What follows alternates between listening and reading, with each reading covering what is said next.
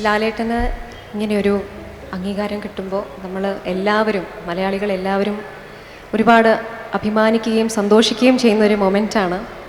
നിങ്ങളെല്ലാവരെയും പോലെ തന്നെ ഞാനും ലാലേട്ടൻ്റെ ഒരു കടുത്ത ആരാധികയാണ്, അന്നും ഇന്നും എന്നും. അപ്പോൾ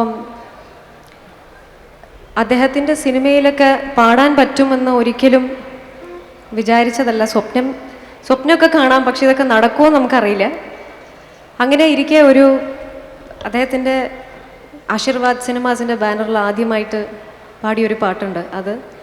ആ പാട്ടിൻ്റെ ഷൂട്ടിംഗ് സമയത്താണ് എനിക്ക് എൻ്റെ ലൈഫിൽ ഒരിക്കലും മറക്കാനാകാത്ത ഒരു അനുഭവം. അതായത് ജീവിതത്തിൽ ദൈവാനുഗ്രഹം എന്നൊക്കെ പറയില്ലേ, അതുപോലെ ഒരു അനുഗ്രഹം എനിക്ക് കിട്ടിയത്. ഞാൻ ഒരുപാട് ഇഷ്ടപ്പെടുന്ന ആരാധിക്കുന്ന ലാലേട്ടൻ ഷൂട്ടിംഗ് ലൊക്കേഷനിൽ വെച്ച് പാട്ട് നന്നായി എന്ന് അനുമോദിച്ചതാണ്. തീർച്ചയായിട്ടും അതെനിക്ക് എപ്പോഴും എൻ്റെ ലൈഫിൽ ഒരിക്കലും മറക്കാനാവാത്ത ഒരു സന്തോഷമാണ്. ഞാൻ എന്നും അത് കാത്തു സൂക്ഷിക്കുന്നു. ഇന്ന് ഞാൻ ലാലേട്ടന് വേണ്ടിയിട്ടാണ് ഈ പാട്ട് ഡെഡിക്കേറ്റ് ചെയ്യുന്നത്. ആറ്റിൻകരയോരത്തെന്ന ഗാനം.